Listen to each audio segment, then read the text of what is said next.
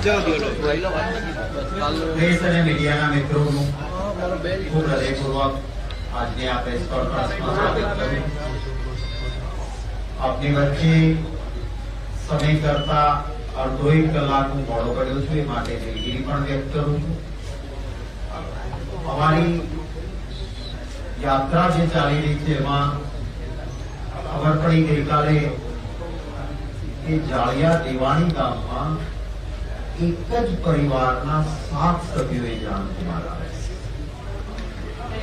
અને એક જ પરિવારના 7 સભ્યોએ જ્યારે જીવ ગુમાવ્યો હોય ત્યારે એ વિસ્તારમાં હું હોઉં તો એમના દુઃખમાં ભાગીદાર થવા જોઈએ કે મારી ફરજ છે એમ સમજીને રાત્રે જામનગર આવીને નાઇટ હોલ્ડ કરવાનો હતો. એના બદલે હું કાલાવાડ રોકાઈ ગયો અને સવારમાં જાળિયા દેવાણી ખાતે જે એક જ પરિવારે 7 સભ્યો ગુમાવ્યા છે એ પરિવારને દુઃખમાં ભાગીદાર બની એમને શ્રદ્ધાસુમન અર્પણ કરીને આપની વચ્ચે આવ્યો. કોંગ્રેસ પક્ષ દ્વારા જુદા જુદા ઝોનમાં અમારી જનસંપર્ક પરિવર્તન સંકલ્પ યાત્રા એ શરૂ થઈ છે. ગઈકાલે હું કચ્છના ગાંધીધામથી નીકળ્યો હતો અને સતત રસ્તામાં લોકોએ પ્રેમ, આશીર્વાદ, સમર્થન રાપર સુધી અને રાપરથી આવીને મોરબીના કાર્યક્રમો અમે એક દુઃખદ ઘટનાના સંદર્ભમાં બંધ રાખેલા માટે જામનગર જિલ્લામાં પ્રવેશ કર્યો અને રાત્રે છેલ્લી મીટિંગ આપ સૌએ કદાચ સોશિયલ મીડિયાના માધ્યમથી અને કેટલાક મીડિયાના મિત્રો પણ હતા, ખૂબ બહોળી સંખ્યામાં, વિશાળ સંખ્યામાં ગઈકાલે અમે કાલાવાડમાં જનસભા ત્યાં સંબોધી. આજે આપ સૌની વચ્ચે જામનગર આવ્યા પછી આગળના 7 દિવસો સુધી કાર્યક્રમ 9 જિલ્લાઓનો જે યાત્રા છે એમાં હું સાથે રહેવાનો છું. ઘણા લાંબા સમયથી ભારતીય જનતા પાર્ટીની સરકાર ગુજરાતમાં છે. દર ચૂંટણી વખતે કોઈક ને કોઈ ગિમિક, કોઈને કોઈ એવા મુદ્દા નિમિત્તે લોકોને અપેક્ષાઓ આપીને મતોનું રાજકારણ કર્યું અને ચૂંટણી પૂરી થાય એટલે ભારતીય જનતા પાર્ટીના नेताए जाहिर कर દીધું कि चुनाव के वक्त हम कहते हैं वो करना थोड़ी होता है, वो तो जुमला होता है. ત્યારે આ જુમલાઓ આપ્યા સામે જે ગુજરાતીનું ડીએનએ છે કે લોહીમાં વિકાસ છે એ ગુજરાતીઓની સમસ્યાઓ છે અને રાહુલ ગાંધીજીના નેતૃત્વમાં અમે જ્યારે દ્વારકા મળ્યા ત્યારે જ ગુજરાતીઓ માટે શું કરી શકાય અને શું જરૂરિયાત છે એના માટેનો એક સંકલ્પ પત્ર તૈયાર કર્યો છે. એ પોઝિટિવ એજન્ડા છે અને સકારાત્મક એજન્ડા સાથે અમે આ ચૂંટણીમાં જઈ રહ્યા છીએ. આજે મોરબીની જે ઘટના બની અતિ કરુણ ઘટના છે. આ ઘટનાના સમયે રાજનીતિ કરવી એ અમારો સ્વભાવ નથી. એમના દુઃખમાં ભાગીદાર થવા માટે માનનીય અશોક ગેહલોતજીથી માંડીને સમગ્ર ગુજરાતનું અમારું મોવડી મંડળ ત્યાં હાજર હતું. હું પરમ દિવસે આખો દિવસ મોરબીમાં હતો, પરંતુ કેટલાક મુદ્દાઓ એવા છે કે જો અમે જનતાના સામે એ વ્યાજબી મુદ્દા ન ઉઠાવીએ તો એક વિરોધ પક્ષ તરીકે અમે પણ અમારો ધર્મ ચૂક્યા છીએ, અમારી ફરજ ચૂક્યા છીએ એવું લાગે. એટલા માટે કેટલાક સવાલ પણ જરૂર ઉભા થાય છે. ચૂંટણી આવે છે એટલે રાતોરાત બ્રિજ ખુલ્લો મૂકી દેવાનો અને એની ક્રેડિટ ભારતીય જનતા પાર્ટીએ લેવાની કે જો અમે બ્રિજ ખુલ્લો મૂકી દીધો. ટેકનિકલ સેન્કશન અતિ આવશ્યક, તાંત્રિક મંજૂરી વગર કેવી રીતે બ્રિજ પર માણસો ગયા? આ કોઈ ખૂણે ખાસ કે બનતી તો ઘટના નહોતી.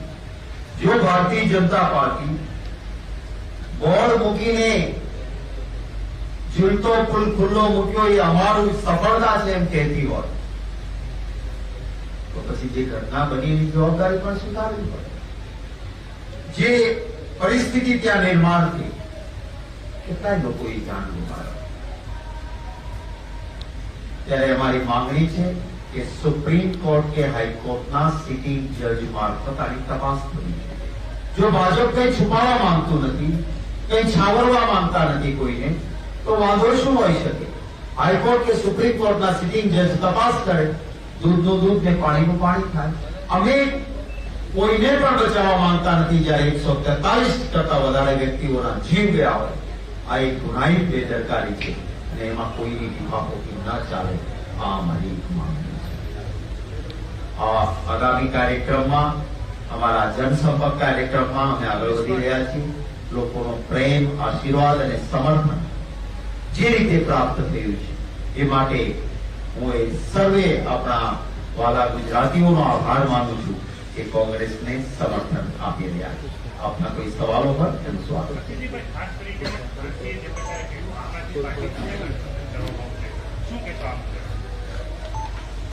હું આ અંગે, કારણ કે તમે જે નિવેદન કહો છો નિવેદનની મને જ ખબર નથી, એટલે જે નિવેદનની મને પોતાને ખબર નથી અથવા તો જે નિવેદન અંગે મારું હાઈકમાન્ડ અને ગુજરાત કોંગ્રેસે નિર્ણય કરવાનો હોય એ અંગેની કોઈ બાબત અંગે હું ટિપ્પણી નહીં કરું.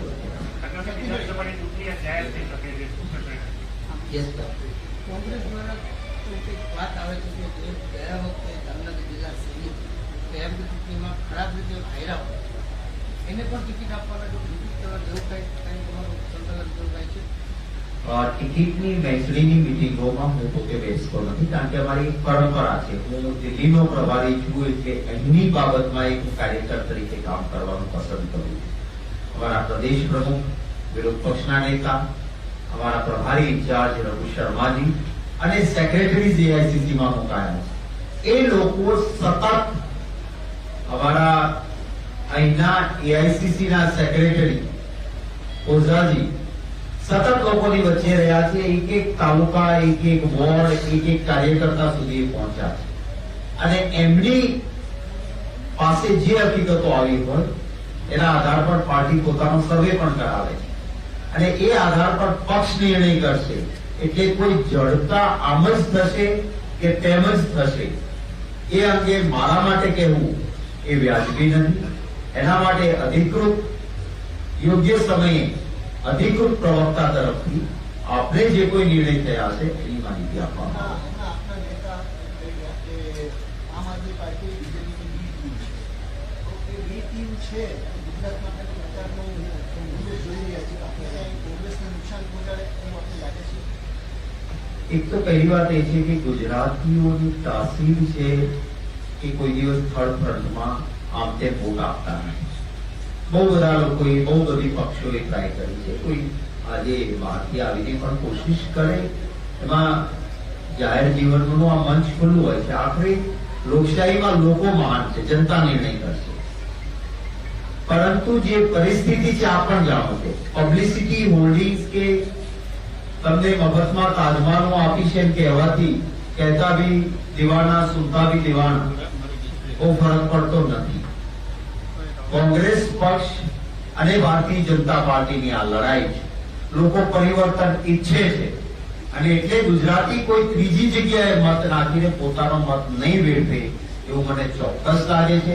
ઉત્તરાખંડમાં ગયો હતો, ત્યાં એક રિટાયર્ડ નિવૃત્ત ફૌજીને કહ્યું કે આ અમારા મુખ્યમંત્રીનો ચહેરો છે અને અમીર આદમી પાર્ટીની ખૂબ જાહેરાતો હતી ત્યાં, પરંતુ ત્યાં એક પણ ધારાસભ્ય એમના ચૂંટાયા નહીં. ગોવાની અંદર બધા મીડિયાના મિત્રો કહેતા હતા કે 45 એમના સાથે જ છે. આપ જો 3 ને છોડીને કોઈની ડિપોઝિટ પણ ત્યાં ન બચે. છતાં પ્રયત્ન કરે, દરેકને અધિકાર છે પોતાની રીતે ચૂંટણી લડવાનો. હું કોઈ વિશે હલકી કક્ષાની કોઈ ટિપ્પણી નહીં કરું. કોંગ્રેસ પક્ષ સકારાત્મક રાજકારણ કરે છે. અમે અમારો પોઝિટિવ એજન્ડા લઈને લોકોની વચ્ચે જઈએ છીએ. લોકોના આશીર્વાદ, પ્રેમ અને મતો મળશે. કોંગ્રેસની સરકાર બનશે. એ સરકાર અહંકારી નહીં હોય, મુઠ્ઠીભર માલેતુજારો માટે કામ નહીં કરતી હોય. એ ગુજરાતીઓના સાચા હિતને સમજનારા ગુજરાતી નેતાઓના માધ્યમથી ચાલતી સરકાર હશે. બહારથી કોઈ આવીને ગુજરાતી કે જે વિશ્વમાં સમજણ માટે પ્રખ્યાત છે એને કહે કે તમારામાં સમજણ નથી ને હું દિલ્હીથી આવ્યો ને હું જ્ઞાન આપી દઈશ તો ગુજરાતીઓ સ્વીકારશે નહીં. ચૂંટણી લડશે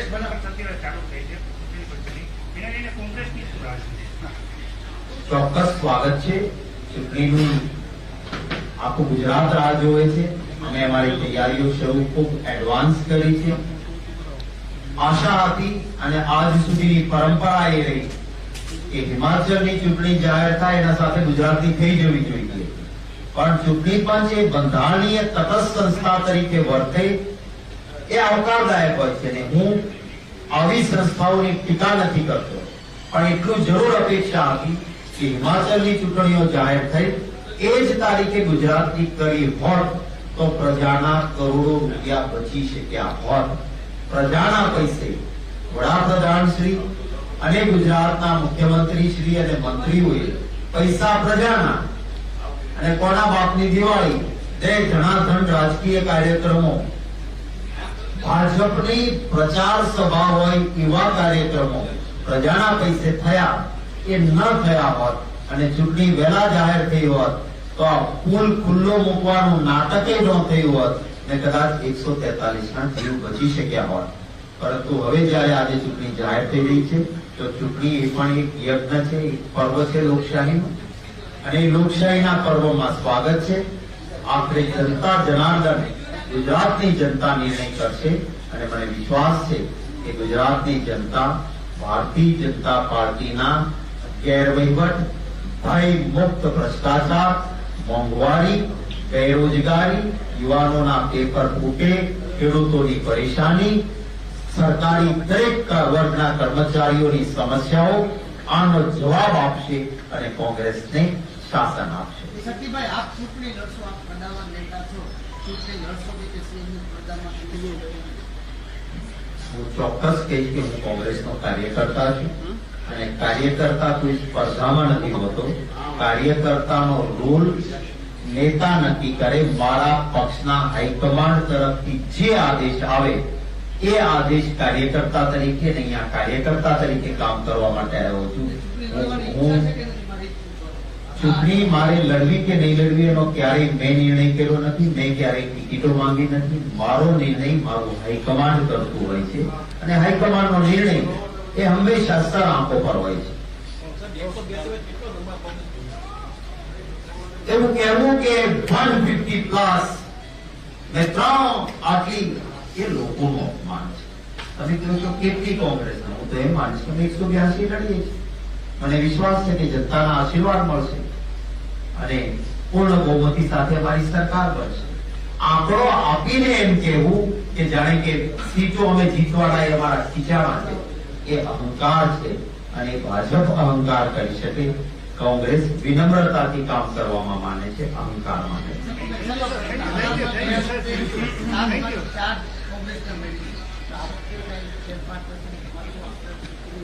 મારું આંકલન કે તમારો સવાલ નક્કી કરશે કોણ?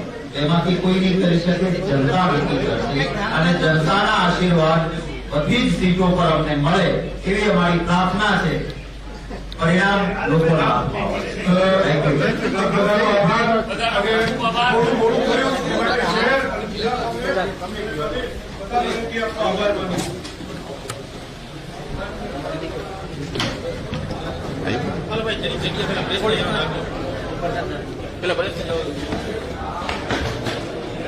ફૂલર અહીંયા કરશે, ફૂલર કરશે ત્યાં.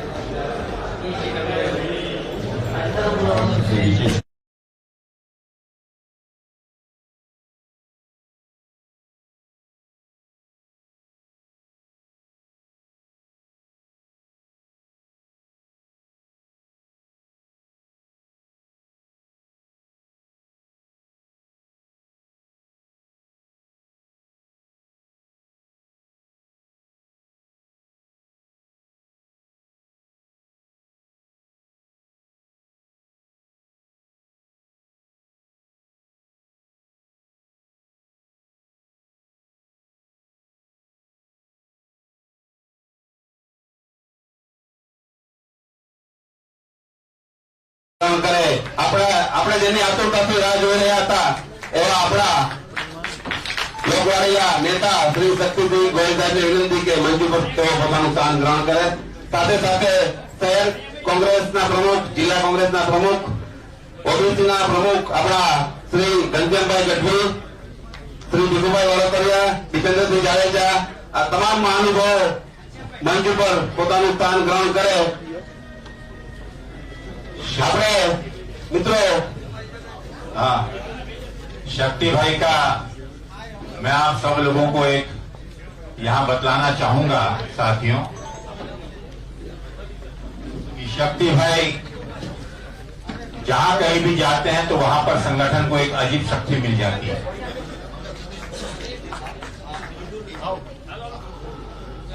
मेरे मंच के साथियों से अब निवेदन है कि थोड़ा सा अब शांत होकर बैठ जाइए.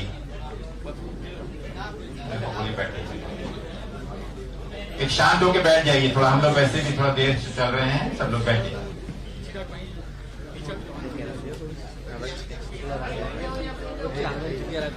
મિત્રો હોલ બહુ નાનો છે એટલે ચેરની જગ્યા ન મળે તો આપણે સાઈડમાં ઉભા રહી જશું. વચ્ચે નહીં પણ સાઈડમાં ઉભા રહી જશું. ટૂંકમાં આપણે અપેક્ષા કરતા આજે બહુ વધારે ઉત્સાહ બતાવ્યો છે અને આટલી મોટી સંખ્યામાં આપ લોકો ઉપસ્થિત છો એ માટે હું તમામ મિત્રોને વિનંતી કરું કે આપણને બેસવાની જગ્યા ન મળે.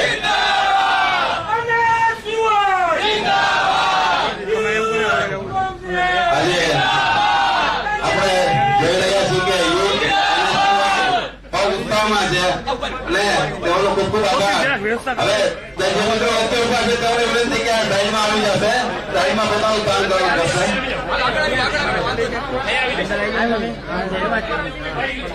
बहुत बहुत साथियों, मेरे युवा साथियों, आपका जो जोश है उसमें मजा तब आएगा कि अब थोड़ा सा अनुशासन का पालन करते हुए हम इस कार्यक्रम को जो संकल्प लेने के लिए हम सब लोग यहाँ आए हैं और दिल्ली से विशेष रूप से मैं आप लोगों के बीच आप लोगों का साथ देने के यहाँ आया हूँ.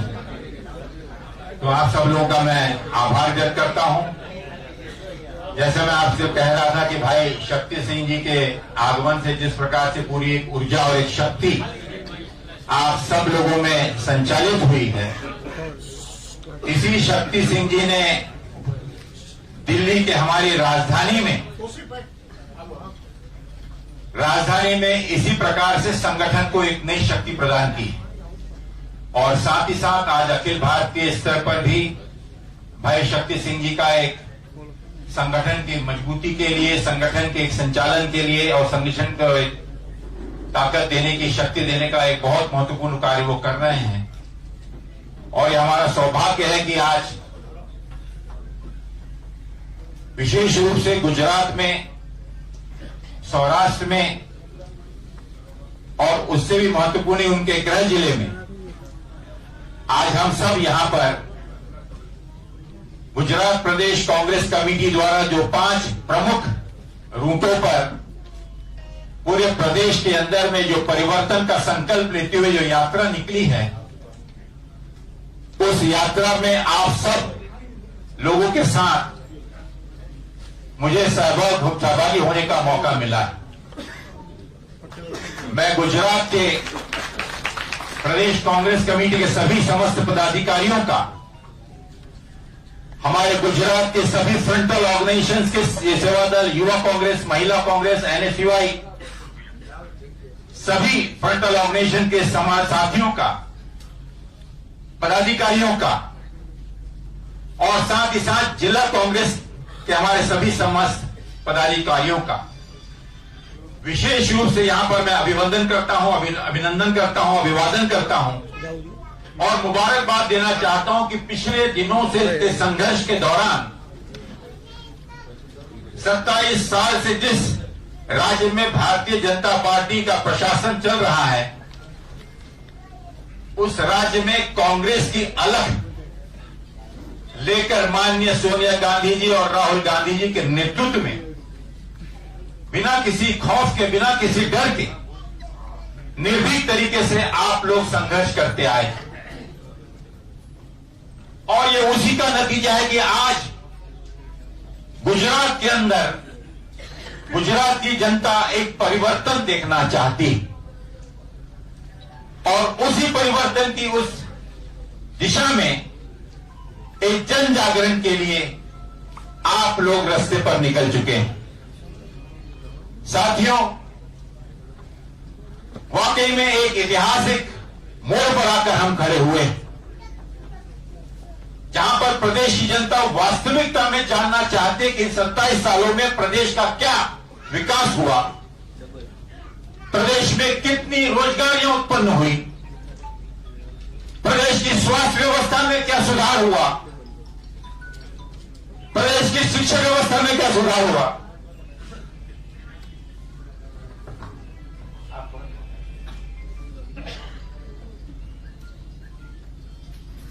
प्रदेश के अंदर जो इंफ्रास्ट्रक्चर था, जो गुजरात देश का एक आर्थिक इंजन कहलाया जाता था, गुजरात और महाराष्ट्र ये दो बैल माने जाते थे कि जो देश की अर्थव्यवस्था को लेकर आगे बढ़ाने का मिसाल इन्होंने कायम की थी। देश में नई नई आर्थिक नीतियों का एक नया दिशा इस राज्य ने दी थी, जहां के उद्योग, जहां के हमारे कार्मिक लोग, हमारे के आर्टिसन, जहां के कलाकार, जो पूरे देश के अंदर एक ख्याति, जहां का अगर आप देखें तो जिस जामनगर की घड़ियां, जामनगर की फोर्जिंग, जामनगर के इंजन सिर्फ हिंदुस्तान में नहीं विदेशों में जिसकी मांग हमेशा से रही है और जो पहचान रही है जामनगर की, इन हर एक छोटे छोटे उद्योगों का आज क्या हाल हुआ। चाहे नोटबंदी के नाम पर, चाहे जीएसटी के नाम पर, चाहे पिछले दिनों कोरोना काल में बुरी व्यवस्था के कारण हर चलता हुआ उद्योग भी बंद हो गया, नए उद्योगों का आने का तो सवाल ही नहीं, और जब नए उद्योग नहीं तो रोजगारी का सवाल नहीं। युवा अपने आप को असहाय महसूस कर रहा है, रोजगार नहीं है, परीक्षा की व्यवस्था पे लोगों का विश्वास उठ गया है। 7 सालों में 22 अलग अलग परीक्षाएं लीक होकर परीक्षा प्रणाली का मजाक उड़ा रही है, किसी पे आज तक कोई एक्शन नहीं हुआ। भ्रष्टाचार चरम सीमा पर है, भ्रष्टाचार को और सिस्टमैटाइज कर दिया गया है। पूरे देश की व्यवस्था 10% लोगों के हाथ में, 55% देश की अर्थव्यवस्था और देश का कारोबार जिनके हाथ में है, सिर्फ 10% लोगों के हाथ में। अगर देखने जाएं तो आज सिर्फ गुजरात नहीं, सिर्फ जामनगर नहीं, लेकिन देश की जनता में, युवाओं के सामने आज निराशा के साथ साथ पूरे देश में एक परिवर्तन की आंधी चल रही है। लेकिन लोग डरे हुए हैं, सहमे हुए हैं, क्योंकि लोगों को जाति के नाम पर, धर्म के नाम पर, हिंदू मुसलमान के नाम पर, मंदिर मस्जिद गुरुद्वारा के नाम पर,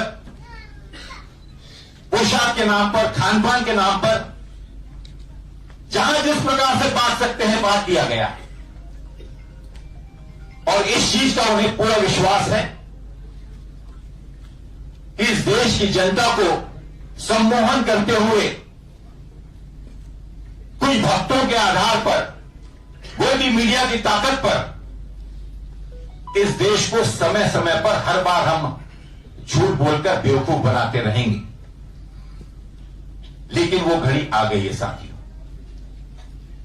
और इस घड़ी में जहां माननीय राहुल गांधी जी कन्याकुमारी से कश्मीर तक 3570 किलोमीटर पैदल अपने 2 पांवों पर चलकर इस देश की जनता के बीच में एक जागरूकता कायम करने के लिए, देश की जनता को जोड़ने के लिए और इस बहकावे से उन्हें बाहर निकालने का कठिन प्रयत्न कर रहे हैं, आज उस संकल्प में, उस तपस्या में आप सब लोग सहभागी होने जा रहे हैं।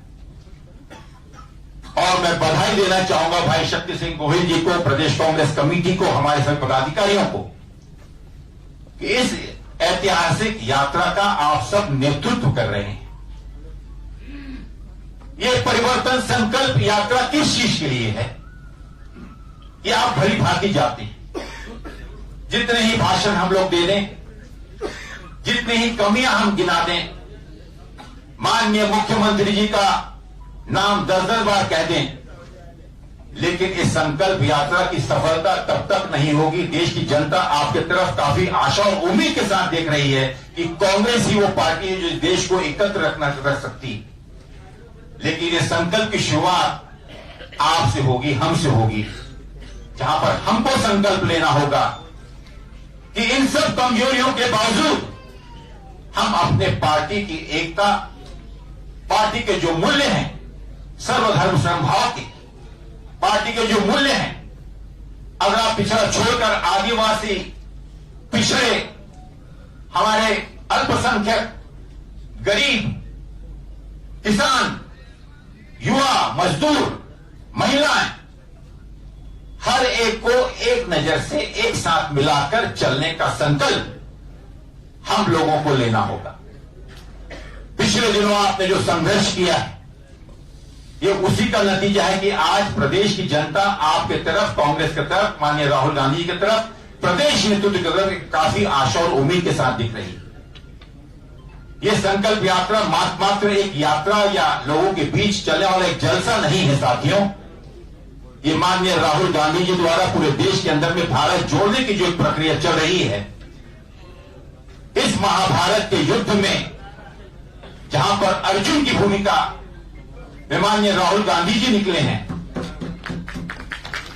वहां पर आप और हम सब इस धर्म और अधर्म की लड़ाई में धर्म के साथ, पूरे विश्वास के साथ हम खड़े हुए हैं और हमें विश्वास है कि जीत धर्म की होगी, सच्चाई की होगी। और इसी विश्वास के साथ इस संकल्प यात्रा को लेकर आप और हम सब यहां निकले हुए हैं। और जैसा मैंने कहा, मैं दोहराना चाहूंगा कि मैं अपने आप को सौभाग्यशाली महसूस करता हूं कि मैं आप लोगों की संघर्ष यात्रा में, इस संकल्प यात्रा में, इस संघर्ष यात्रा में, इस महाभारत के युद्ध में, गुजरात की इस पावन भूमि में आपके साथ खड़े होने का मुझे मौका मिला है। आपको एक चीज बता दूं साथियों कि अभी 12 बजे इसका अनाउंसमेंट हो गया होगा या होगा। हमारे कई साथी यहां पर हैं। मैं भी हमेशा अपने यहाँ जब होता तो पहले शामिल हुआ करता था, अब नहीं। जो टिकट के उम्मीदवार होंगे, चुनाव लड़ना चाहते होंगे, मेहनत उन्होंने की होगी, किसी ने 5 साल, किसी ने 3 साल, किसी ने 10 साल, किसी ने 15 साल, एक अनार और 100 बीमार की स्थिति है। मैं इतना ही कहना चाहूंगा साथियों कि आज एक बड़े लक्ष्य के लिए हम सब लोग यहां खड़े हैं। बड़ा लक्ष्य है झूठ को परास्त करना। बड़ा लक्ष्य है कि इस धर्म की लड़ाई में सच्चाई के साथ खड़े रहना। हमारे निजी, व्यक्तिगत कुछ हमारे स्वार्थ हो सकते हैं, लेकिन आज देश के हित में, प्रदेश के हित में, हमारे जिले के हित में हम सब लोगों को एक संकल्प लेकर यहां से उठना है कि आला कमान का जो कोई भी निर्णय होगा, जो कोई भी उम्मीदवार चयनित किए जाते हैं या डिक्लेयर किए जाते हैं, हम सब ये समझकर कि उसमें अपने आप की प्रतिमा देखते हुए एक साथ, एकजुटता के साथ इस चुनाव के महायुद्ध में हम मिलकर लड़ें। और मैं आपको इस चीज का आश्वासन दिलाना चाहता हूं, साथ में विश्वास दिलाना चाहता हूं कि अगर हम एक बार हमारी ये 5 मुट्ठियां अगर मिल गई तो इस झूठ का, इस 27 साल के अनैतिक शासन का हम निश्चित रूप से हम जीत हासिल करेंगे और इन्हें हम परास्त करेंगे। इन्हीं शुभकामनाओं के साथ मैं 2 दिन यहां पर इस यात्रा में हूं। मेरे सभी साथियों का मैं आप सबका कृतज्ञ हूं कि आप लोगों ने बहुत अच्छा आयोजन सब जगह किया। आगे भी इस यात्रा के साथ हम लोग निकलेंगे। आपका जोश और आपकी ताकत, यही इस जीत की सबसे बड़ी, विश्वास का हमारी सबसे बड़ी धरोहर है। मैं आप सबका पुनः एक दिल से आभार व्यक्त करते हुए अपने शब्दों को यहां विराम देता हूं। जय हिंद, जय गुजरात। बहुत बहुत आभार। हाँ, હું દિગુભા જાડેજાને વિનંતી કરું કે તેઓ શાબ્દિક સ્વાગત કરે. દિગુભા જાડેજા. જય કોંગ્રેસ. આજની આપણી આ પરિવર્તન સંકલ્પ યાત્રામાં પધારેલ આપણા રાજ્યસભાના સાંસદ માનનીય શક્તિસિંહ ગોહિલજી બાપુ, સાથે સાથે ઘનશ્યામભાઈ ગઢવી સાહેબ જે ગુજરાત ઓબીસી પ્રમુખ છે, સાથે સાથે આપણા કેસરી સાહેબ જે ઇઠોતેરના પ્રભારી છે, સાથે સાથે જિલ્લા કોંગ્રેસ સમિતિના પ્રમુખ જીવણભાઈ, પ્રદેશના જનરલ સેક્રેટરી દીપેન્દ્રસિંહ ભીખુભાઈ વાલકવિયા સાહેબ, સાથે સાથે સારાબેન મકવાણા, યુથ કોંગ્રેસના પ્રમુખ તોસીફભાઈ, યુનિવર્સિટીના મહિપાલસિંહ શક્તિસિંહ જેઠવા, સાથે સાથે વિરોધ પક્ષના નેતા આનંદભાઈ, સાથે મહિલા કોંગ્રેસના પ્રમુખ, તમામ મારા આ વિસ્તારના 11 મારા કોર્પોરેટરશ્રીઓ અને તમામ ફંડેલ ફેલ જે અહીંયા આપણી આ સંકલ્પ યાત્રામાં જોડાયા છે. બહુ લાંબો સમય થઈ ગયો છે ને આપણે હજી બાઇક યાત્રા કાઢવાની છે. અને જેમ બાપુએ કીધું એમ કે જે મોરબીની એક દુઃખદ બનાવ બન્યો છે એટલે સન્માનનું જે આપણે મોકૂફ રાખ્યું છે એટલે શબ્દથી આપણા બધા વતી પરિવાર વતી હું તેમનું શબ્દથી સન્માન કરું છું, એમને આવકારું છું. જય કોંગ્રેસ. હા, ખૂબ ખૂબ આભાર મિત્રો. સ્વાગતિક ના સ્વાગત બાદ હવે આપણે જેની આતુરતાથી રાહ જોઈ રહ્યા છીએ એવા આપણા લોકલાડીલા નેતા, રાજ્યસભાના સભ્ય અને જુજારુ નેતા એવા શ્રી શક્તિસિંહ ગોહિલને વિનંતી કરું કે તેઓ પ્રાસંગિક ઉદ્બોધન કરે. શ્રી શક્તિસિંહ ગોહિલજી.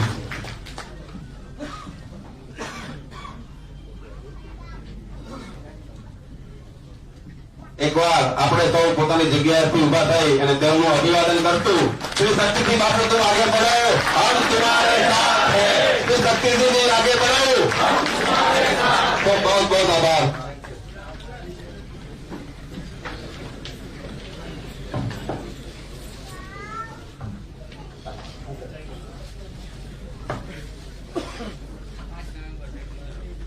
આપણે આજની મારી વાતની શરૂઆત કરું એ પહેલા મોરબીમાં એક ખૂબ ગમખ્વાર જે ઘટના બની છે, 143 કરતા વધારે વ્યક્તિઓએ જીવ ગુમાવ્યા છે, ત્યારે હું આપ સૌને વિનંતી કરીશ કે 1 મિનિટ માટે આપણે આપણા સ્થાન પર ઉભા થઈ મૌન પાળીને એમને શ્રદ્ધાંજલિ અર્પણ કરી.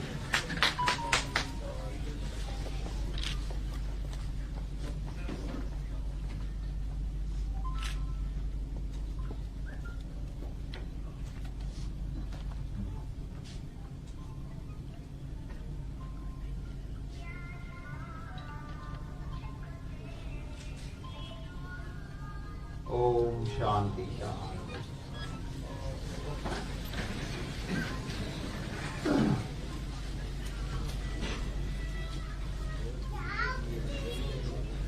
આપની વચ્ચે આવતા મને ઘણું મોડું થયું,